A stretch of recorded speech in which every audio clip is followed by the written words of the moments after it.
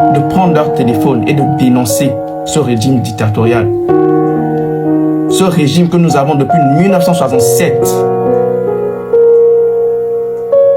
Ce régime que le colonel Gnassingbé et Yadema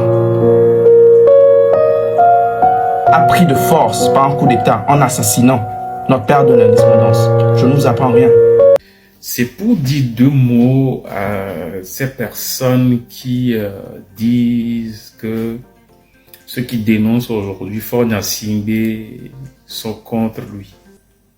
Nous ne sommes pas contre Faure Gnassingbé.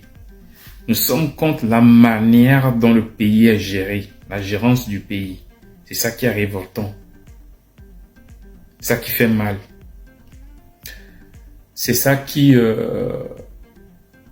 fait qu'aujourd'hui, il y a ces énervements-là sur les réseaux sociaux pour dénoncer la malgouvernance de Faure et sa minorité. Oui, c'est ça la raison. On n'est pas contre sa personnalité. Normalement, Faure devait mieux gouverner s'il devait le faire. Mais je pense qu'il n'a pas la volonté. Puisque son papa n'a pas bien gouverné, les gens étaient contre lui. Quand lui, en tant que fils, est arrivé au pouvoir, il devait arranger les choses, construire le pays, et ça fera en sorte que les gens oublieront le passé. Mais ça n'a pas été le cas. Il repart avec cette même minorité qui a fait des dégâts avec son papa. Il y avait aussi des gens qui étaient là dans le pays, des journalistes d'investigation qui étaient là, qui parlaient à tout moment. Faure devait collaborer avec ces personnes-là. Je parle de Ferdinandité. C'est un monsieur qui fait un énorme boulot. Faure devait collaborer avec Ferdinandité. Devait écouter ce qu'il dénonçait dans le temps. Mais malheureusement, comme il le faisait d'habitude, voilà, ils ont voulu jusqu'à vouloir enlever sa vie. Et c'est ce qui a fait que Ferdinand a quitté le monde. C'est pas bien. C'est ça l'injustice. C'est ce que nous dénonçons maintenant, l'injustice.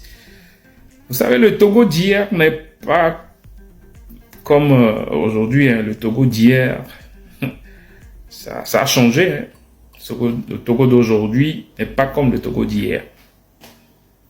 Puisque hier, même on allait chercher des gens dans les classes, dans les écoles, pour faire des animations et voilà, rester sous le soleil et applaudir son papa,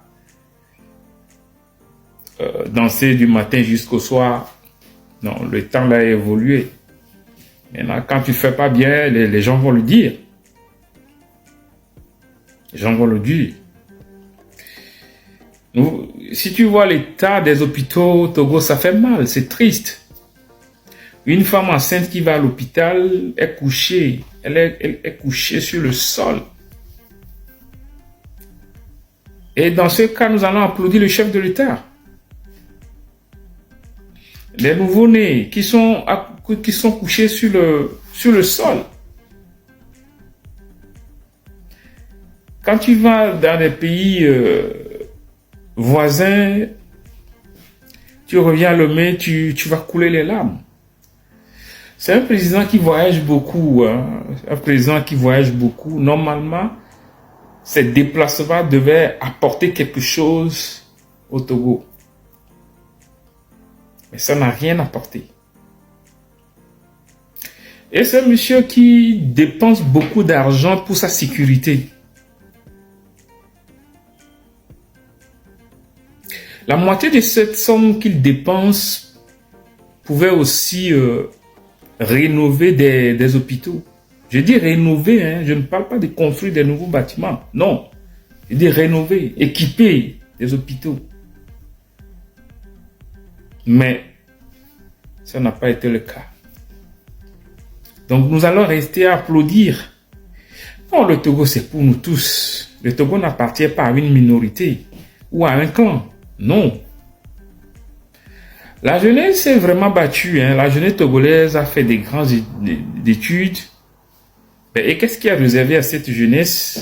C'est le... Tu les vois sur une moto, les motos-taxis. Soit tu rentres dans le RPT Uni, tu as les niettes, on te trouve quelque chose à faire. Mais quand tu ne veux pas aller sur ce terrain, ben là, c'est les émigrants. Il suffit d'avoir une pluie à Lomé, tout Lomé est inondé. Qui n'aime pas les bonnes choses? Qui n'aime pas vivre financièrement à l'aise? Qui n'aime pas? Qui n'aime pas les bonnes choses? Fort avait la capacité de mieux gouverner, mais malheureusement, il ne l'a pas fait. Il ne l'a pas fait. Maintenant, le peuple s'est réveillé. Le peuple s'est réveillé. Donc, voilà. C'est pour dire qu'on n'est pas contre sa personnalité, mais on est contre de la manière dont il gère le pays avec sa minorité. C'est ça. C'est ce qui fait mal. C'est ce qui révolte maintenant les gens. C'est ça. Donc, on n'est pas du tout contre sa personnalité. Pas du tout. C'est bien de dire qu'on est contre, puisque je sais qu'il y a des gens parmi vous, arrivés, quand vous êtes dans vos trucs là, vous ne disiez pas la vérité. Et une fois à la maison, en famille, là, c'est là où vous avez le courage de dire certaines choses. Mais quand vous montez sur les réseaux sociaux, là, vous applaudissez fort. Ça, c'est pour avoir encore les niettes. Non. Nous, on n'est pas sur ce terrain-là. Le peuple aujourd'hui a décidé de défendre la justice, de ne pas cautionner l'injustice. Donc, c'est ça. Et c'est la réalité. Donc, c'est pour dire qu'on n'est pas contre la personnalité des femmes, mais on est contre la manière dont ils gèrent le pays. Chers Togolais, chères Togolaises, je viens devant vous ce soir pour dénoncer. Dénoncer la dictature togolaise.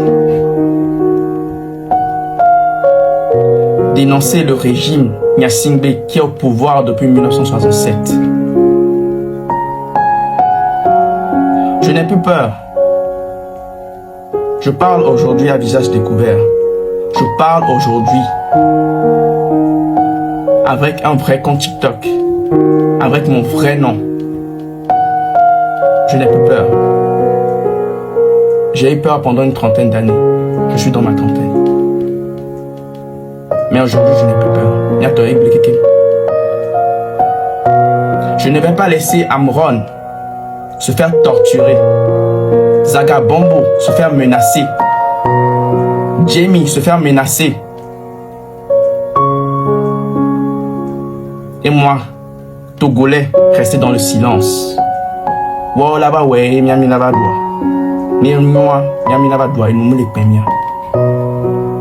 aujourd'hui, je n'ai plus peur. Aujourd'hui, je suis dans la diaspora.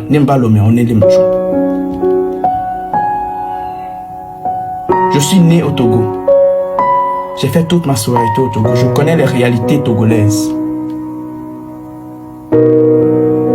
Mon père est né dans les années 60. Est né sous le régime Gnassingbé. Je suis né sous le régime Gnassingbé. Et Vigné Tchanava m'a dit pour elle dans le régime Gnassingbé. Est-ce ça un état de droit? Est-ce ça une république? Est-ce ça une démocratie? Je n'ai plus peur. Et bien, je m'ai ma pompo. C'est ma première vidéo sur internet. J'avais honte de poster une vidéo. De peur que les gens me jugent. Aujourd'hui, je m'en fous. Je défends ma patrie, je défends le Togo. Je n'ai plus peur. Je sensibilise, j'appelle tous les enfants de la diaspora, nés dans la diaspora, de prendre leur téléphone et de dénoncer ce régime dictatorial. Ce régime que nous avons depuis 1967. Ce régime que le colonel Gnassingbé et Yadema a pris de force par un coup d'État en assassinant notre père de l'indépendance. Je ne vous apprends rien, mes chers frères et sœurs. Aujourd'hui, je n'ai plus peur. Aujourd'hui, je dénonce. Amron s'est fait torturer.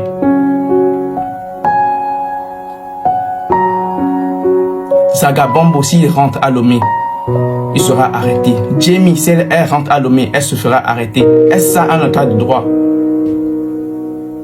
Oh, n'y a mon politico. Bois dans le ou.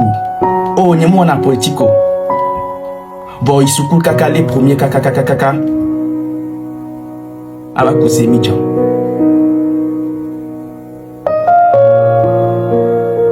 Miato, prenez votre portable, dénoncez ce régime-là. Nos pères ont fait ce qu'ils ont pu. Nos mères ont fait ce qu'ils ont pu. Ils n'ont pas réussi, on ne va pas les blâmer. Ils ont fait ce qu'ils ont pu. Prenons notre courage à deux mains. Miato, Egblekeke. Egblekeke. Je suis dans la diaspora aujourd'hui. Ça fait une dizaine d'années. Quand j'étais au Togo, je pensais que c'était normal. Ce n'est pas normal. On n'a pas d'hôpitaux.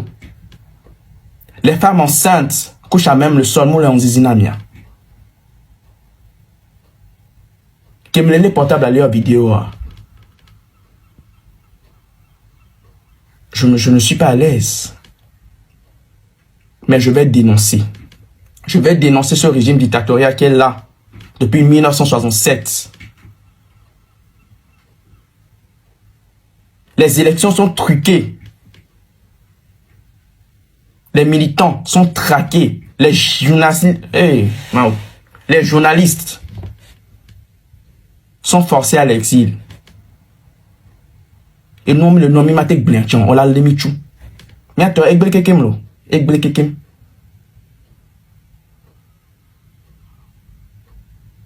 Tout le monde ne peut pas voyager, je voulais vous dire la vérité. Tout le monde ne peut pas voyager.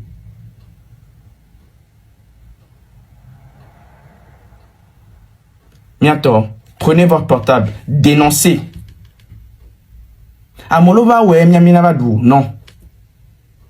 Hier, j'ai regardé le live de Amron, ça m'a donné le courage de faire cette vidéo-là. S'il vous plaît, prenez votre portable. Mais matez mes portables, les miassiolés. Prenez votre portable, dénoncez. Moi, je n'ai pas pour pied à boulot.